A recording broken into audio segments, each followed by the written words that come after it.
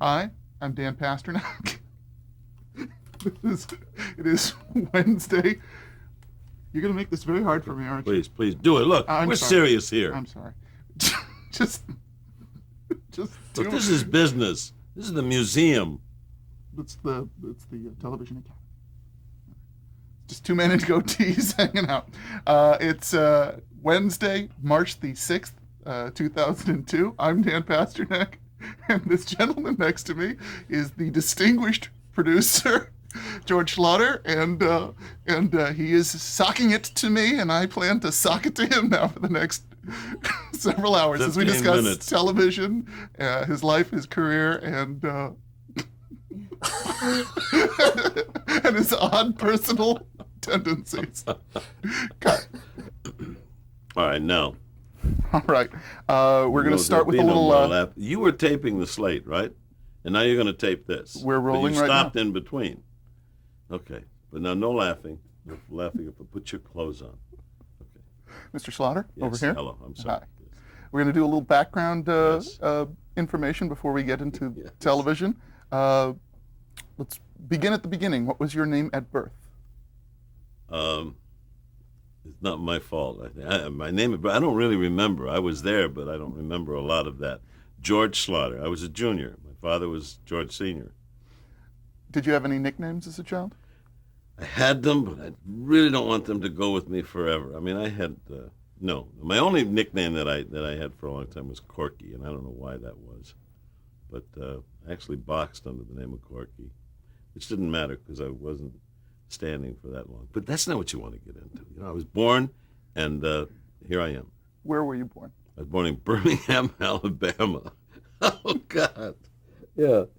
I mean, it's a nice place, I guess, but I immediately left their suggestion.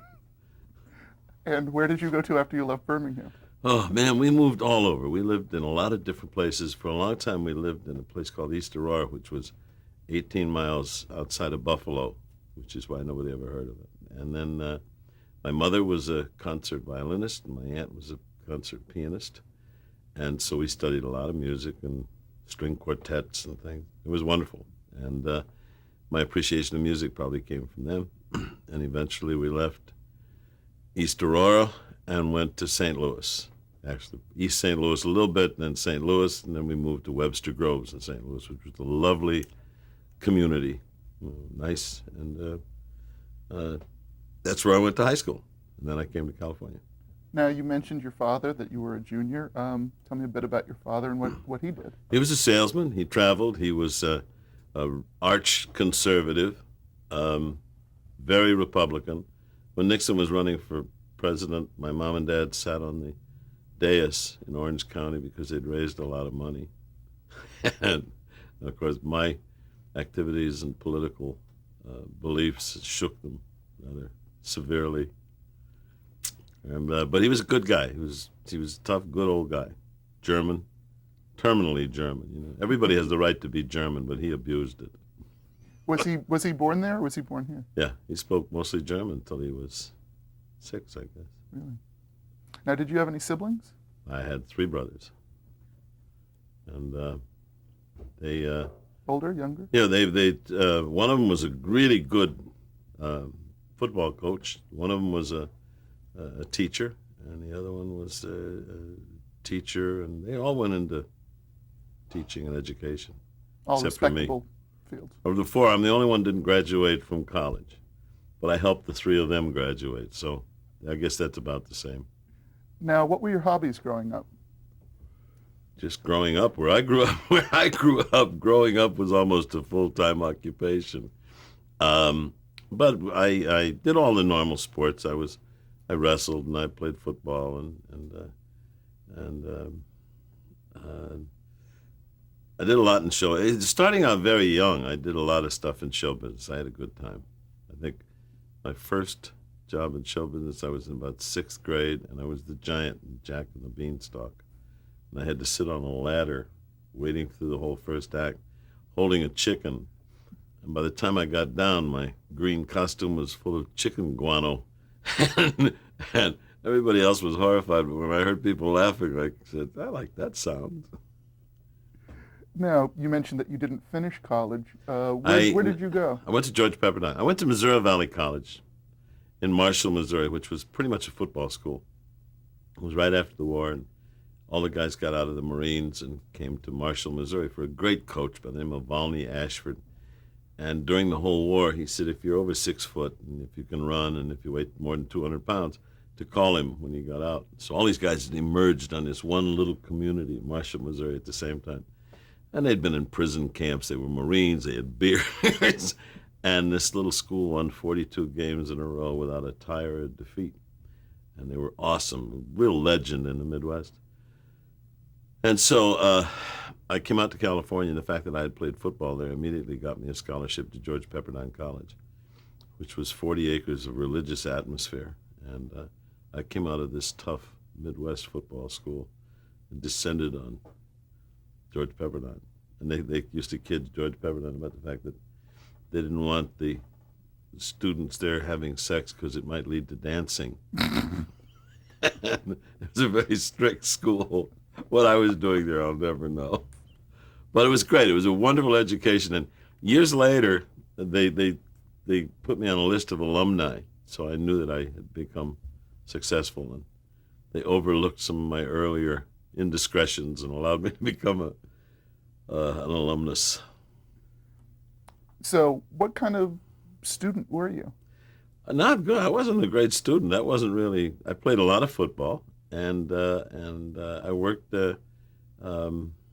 all the time I was going to school. I worked, and so it wasn't really what I wanted to do. I think at an early age, I really wanted to be in show business. You know, I loved show business, and I worked at the St. Louis Municipal Opera, and we would rehearse all day, and then we would have breaks for lunch and dinner and everything. And I would go down to the burlesque house in St. Louis, and that's where I got to see Tommy Moraft and Billy Zoot Reed and Hank Henry and Sparky Kay and Tommy Moraft, all of those guys. And I loved them, and I just had the best time. And I think that probably had a big influence on me. Imagine, here I am doing an interview for the prestigious Museum of Television talking about Tommy Moraft and burlesque. But it was pure humor. And burlesque wasn't dirty. Burlesque was just funny, you know, and had great looking women. But it was funny, and it was clean. You couldn't say any of the words that are now so commonplace. Now, how did World War II affect your family? I missed it. When I say I missed it, I mean it was in all the papers. but I didn't go. I had two brothers that went, and I think my younger brother was in the Navy and was on board the ship when they were testing the hydrogen bomb, and they tried it out. And, they gave the kids on board the ship thick glasses so that they could the blinding flash. And so when the test was over, the glasses, you could see through your arm with these dark glasses like an X-ray. And of course, it was bigger than anybody thought. So they went into the atmosphere, and they took the uniforms they were wearing because all the ash came down on them, and they burned them, which put it back into the air. And then they hosed down the ship, which puts the waste into the ocean. And years later, he came down with an undisclosed problem. And all the time he was in that area, his record showed he wasn't any place. So, I mean, we were testing it. We knew then that it was going to be a problem. And then, of course, now we found out that it is. So we lost one brother to an undisclosed reason, which, of course, was radiation. But so that's some of my feelings about our abuse of nuclear power and our devotion to using it came, I think, probably from that. And hit you in a very personal way. Oh, yeah. Oh, yeah. Now let's talk a bit about television, since that's what we're Much talking better about. there. I know more about that. What was the first time you saw television? Oh, saw television? When was the first time you saw it? I don't remember. I think it probably was wrestling. But I was fascinated with it from the first time I saw it because I said, this was exciting. And I think really I wanted to be in television more than pictures or anything. But Why? it was just the immediacy of television. You're looking at something that's happening now. Motion pictures, you realize that it's been done and done and done. Television allows for accident, and that's to me what's so exciting about it. Which was so exciting. I think we've removed by the use of so many committees and rewrites and proposals and concept meetings and stuff. I think we've taken a lot of the accident out. We put a net under it. Television at its best is without a net. It was dangerous. Now, what were some of the first shows that you saw that made this Well, impression I on you? mean, Milton Berle, certainly. Sid Caesar, certainly. And then some of the early Kovacs, I think, had a real influence on me. But, I mean, Milton Berle doing that show, the world stopped to watch Milton Berle. And the world stopped to see Sid Caesar. But that was comedy. That was comedy at its very best, raw, with accident. And they had to go on, and it was done live, which I miss. Because everything now is too safe. I think that we have retakes. Television got hurt tremendously when they came up with the word ISO. Because now you have 10 cameras on a thing. Stevie Wonder could direct a show with 10 cameras. How far wrong can you go? And then We'll Fix It in Post also did a deep disservice, because now you keep fixing it. And people who have no experience, no knowledge can now go in and say, well, let's try that close-up. When it was raw, it was more fun. And I think we're eventually going to probably have to get back to that, because people are leaving television by the millions. Now, when you first saw television in its infancy, did you think it would last? Oh, yeah. Oh, sure. I mean, we had no idea that the impact it was going to have. You see, the reason I love television is because it's had an impact on every aspect of our lives. We're right now looking at a space shot where they're up fixing the Hubble telescope, right?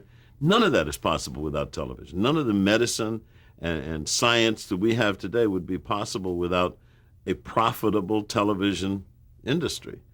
And so it's contributed enormously to every aspect of our lives. I happen to be comfortable and have a good time in one little corner of it, but and it's only begun. It really has only begun. Now, when you first started, you made mention of the fact that your mother was a musician and that there was a lot of music in your family. Your early career was really in music. Yeah, opera. Tell me, what instruments did you play? I played clarinet and C melody sax. I had a steel clarinet. I don't think people remember those, but that was a very inexpensive instrument, and I played C melody sax. There's nothing written for C melody sax, but it was the cheapest instrument in the music store. And so I played C melody sax, and the wonderful thing was there were no arrangements written for it, so nobody knew that what I was playing. It wasn't right. I'd say, look at this, and I could play anything. I'd be doing Stars and Stripes was my favorite. You'd be marching along playing Stars and Stripes and just wiggling, and people thought you were playing the sax. I played it, but not real well. And you sang as well. Yeah, but my love of music came probably mostly from my mother, and then it broadened from there. We'll talk a bit about your singing career and your aspirations, musical aspirations. I am only one of many that would prefer not to talk about my singing career. I had a good time. I had a moderate amount of success, but when I really began to enjoy myself is when I got away from that and decided I didn't want to be a movie star or a chorus boy or whatever they call them. And first thing after that was I got a job at MCA, which was Music Corporation of America. It was a big, huge agency. And that influenced me because I really saw what could happen. And then from there, I got a job at Ciro's on the Sunset Strip, which was a very famous nightclub. And that exposed me to all of the nightclub acts, and Nat Cole and Peggy Lee and Martin and Lewis and Sammy Davis and Tony Martin and all of those guys that 20 years from now they won't remember who they were. But it was entertainment. It was live entertainment in a saloon, in a nightclub. And then I also worked at the Frontier in Vegas, which again was 2 shows a night and it was chorus girls and dancers and acts, all kinds of tumbling acts and magicians and Variety. variety acts, and I just loved that. And Well, if we can, let's go through these sort of one at a time. Mhm. Talk a bit about how you got the job at MCA and what you did when you were at MCA. well, I guess the statute's pretty much run on that. See, I believe if you have a desire to be in show business, if you're fascinated with it, if you like it, right, you will get into it, and there's room. There is room. However you get into it, if you really want to be in show business, there's room to get in. I got a job wrapping window cards, and for concerts and for one-nighters, and then I did that so I could pretty much do the job in the morning, and then the head of the publicity department, I think I picked up on a morals rap or something. I don't know what they called it then. I think he'd done something naughty to somebody, and so through a series of accidents, I became the head of publicity at MC. I was making $25 a week, but I had a title. And then I went out and I started calling the fraternities to see if they had money to buy an MCA band. And if they did, I'd turn it over and sell it, give the job to one of the agents. And if they didn't have enough money, I'd sell them a non-union band, which is highly frowned upon. But I was in show business. And eventually I became a full agent. And then I wanted to be in television, and they told me I was going to not get into television. They wanted people booking acts and bands. So I heard about an opening at MCA, and I went over at Zero's from MCA. Now, how old were you at this point? See, that's another thing. I was probably about 19. I had done a lot of stuff because I had graduated early, and I'd come out here early, and I had done a lot of stuff, and I was going into saloons booking acts that I really couldn't technically be in. I I'm sure the statute is wrong. I'm sure I had all kinds of forged things. It was always a way to make it work. I had a good time. I'm still having a good time, but you have to make it work. You cannot be a bystander. You have to be a participant.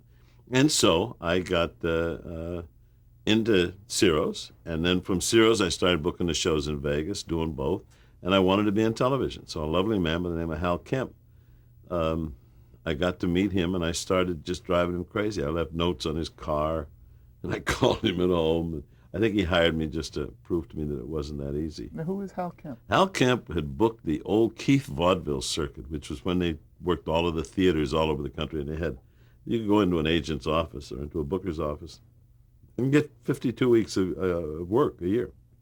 And he knew everything, so I learned a lot from him. Then color television was just coming in, and Dinah Shore was going to do a show. And so I began booking the guest stars for the Dinah Shore show, and I knew everybody. Around what year was this? I don't know, 1407, I don't know. I'm not real long on years and ages and so forth, because but it was a long time ago. By the time this gets run, if anybody gets this far into the interview, it'll be even longer ago than that. And but it was just when color television was coming in. They were going to do this big hour show, so I got a chance to hire, find, book, negotiate for all of the guest stars on Dinah's show. And then eventually they got over budget, and I had a chance to do one of the shows because I had an idea for a first show ever done with all children, everybody under 12 years of age, which today I guess would sound like a pedophile, but at that point it sounded like a really good idea for Chevy. And everything was done, commercials, everything by children, and saved a lot of money. And a guy by the name of Henry Jaffe, who was a colorful guy, I wish he was alive to do an interview with, liked that, and then he let me start producing. Then Dinah liked what she saw, and I started producing shows for her. I had a great time. It was every night, every Sunday night at 8 o'clock, 39 live shows a year. Dinah Shore and the Even Dozen. She had 12 boys, and she had 3 guests, and all live, including the commercials were live. Big color spectacular every week. Talk about that phenomenon of live television. Live television was an extension of theater, where at 8 o'clock you came out and you did your show. Before that, they would do the show out here twice with like radio, the old Jack Benny and Byrne shows. They would do one show here at 5 o'clock for 8 o'clock in New York, and then another show out here at 8 o'clock. By then, they had developed a means of kinescope, so you could do it once and it would run live in New York and then run a kine out here. But when you think about the fact we were doing 39 live shows plus 13 summer shows, and we were one show. There were 7 nights a week of live television. And that was the golden era where choreographers came. Today they'll spend weeks and weeks on a number. Then you had a day to discuss it, a day to block it, a day to stage it, to rehearse it, and then you were pretty much shooting it. So out of that came a whole generation of creative people who, many of them still exist today, but what they did then is part of the wealth of research that people have today, where they can go back and look and say, wow, look what they were doing. You can't believe it was all done live. Which just proves to you we can do so much more than we are doing. The committee has hurt us a lot, and the pressure groups, and the lawyers and the negotiation, and so on. Back then you had a performer, you had an agent, and you had a show. And now there's so many more people to go through. It's gotten cumbersome. And I just hope it doesn't all kind of collapse it's too top heavy. You know, when you bring in one of these rock acts, you can't imagine the baggage that goes with it. I mean, the musicians and the conductors, and they've got to have their own drummer and their own makeup, and then makeup and hair. And some of these guys with very little hair still need a hairstylist. And they have managers and agents and press agents and lighting guys and sound guys. It is not uncommon when you bring in an act that's really one person. You can have 10 to 20 people go with that person, all with the department, and all have to be paid and all have to be heard. So that's taken a lot of the fun out of it. And I think a lot of the magic. Encumbered back then. No, you did. They were performers. A lot of the stuff that we're doing today is manufactured. You know what I mean? Later, post-recording and dubbing and sweetening and overdubbing and replacing Milli Vanilli show business. You know, it was exciting then. And it can be exciting now, but you have to fight for it. And a lot of what we do that's successful is accident. You know, I mean, you're forced into doing things you don't want to do, you don't know how to do, and you shouldn't do, and somehow out of that, God gave some people talent, and magic happens. And when it happens, it's beautiful to see. Any anecdotes from those early live Dinah Shore show days of those happy accidents, or maybe even not so happy accidents? Dinah was my buddy. Dinah really got me into show business. See, everybody gets a shot. You will get a chance in show business. You just keep pushing and pushing and pushing, and suddenly there's a door opens, and if you're ready, you've got a shot. And when I was exposed to Dinah Shore, I mean exposed in the best way, I was ready. I knew every act in the world. I knew music, and I knew comedy, and I was like 19, 20 years old, and she thought, maybe 22, but she thought, wow, this guy's fun. And I also was fun, you know, had a good time, and took a good time with me wherever I went. So you're ready. Well, then with Dinah, they wanted to do more comedy, so that's how I really got in with Dinah. And but comedy takes time, and she'd been doing a show that was pretty much straight music, and so Sunday afternoon, we'd find out that we were running long, and it was live. So I'd go and knock on her door, and I'd say, Dinah, let me in. No, I'm busy. Come on, Dinah, let me in. She says, you're going to cut my ballad. Dinah, I'm not going to cut your ballad. I have to talk to you. You're not going to cut my, no, I won't cut. So she'd open the door, and I'd say, look, babe, we're going to have to cut the ballad. And she'd say, I know it. And so, but she was always worried I was going to cut her ballad, and I did. But she was fun. And I mean, we had, you know, Dinah, and we had Lucy, and we had Nat Cole, and we had Sid Caesar and Milton Berle, and all of those people would come in 2 and 3 a week. Boy, it was exciting. I kind of wish that would come back, but I don't think it ever can. No, it's too complicated. Why? Is it because of it's all too those complicated? Now you got too many people, you know. And there's at that point, it was easier to make a deal. It was easier to do a show, in spite of the fact we didn't have nearly the technical facilities. It just moved. When you're doing 39 original shows in a year, plus 13 summer shows, and you're doing that time 7 nights a week, and back then it was 4 hours a night. There was just the need was so vast that it didn't leave a lot of time for vacillation and indecision. And you knew when you came in you were going to do a show for a while. And now today you get a commitment for 26 shows with a cutback to 13, and they can fire you after 2. So it's a whole lot different than then. So at what point then did you become a producer, a television producer? Well, actually with Dinah. Dinah said she liked me and she liked what I did, so I became a producer with Dinah for Chevy and then for S&H Green Stamps. And then I did a lot of specials because I really loved television enough that I felt every hour we did should be a bit of an event. So we did things like we did a whole show of people that we brought up from South America. We did a whole show of people from Japan and from the South Pacific. And we did, as I said, shows with kids and all comics for Dinah, which was basically a musical show. And then I did some specials. I did a special with Victor Borge that was just wonderful. Talk about the Victor Borge What a special. delight he was. I mean, he is so funny, But here's a footnote about that. Everybody I knew did one Victor Borge show. Nobody I knew did 2. And I couldn't understand why. And so I came in to do this Victor Borge show, and we laid it out, and he was the best. This is the best anybody ever did for me. This is funny, and oh, this is wonderful. There's one little thing on page 102, but other than that, it's perfect. And 2 weeks later, nothing was left, not even the thing on page 102. And he kept changing it and bringing in other material, And I was really kind of hurt because I thought what we were doing was pretty good, but then what he brought in was pretty good too. And he would like ad-lib these pieces, And a year later, I saw the show we had written performed. It took him a year to digest the new material and convince himself that it was his own. But it was very frustrating to see things that we really believed in go. But what he did was he was 1 year late. You bring him a show this year, and that would be the show he would do next year. And that's why nobody ever did more than one. But you get over that kind of disappointment or frustration once you realize that there's a reason for everything. I think I realized that I was racing towards my dotage when I was able to accept the fact that nothing had surprised me in about the last 4 years, because it all repeats itself. Now, how did the gig come about, working with Victor Borge?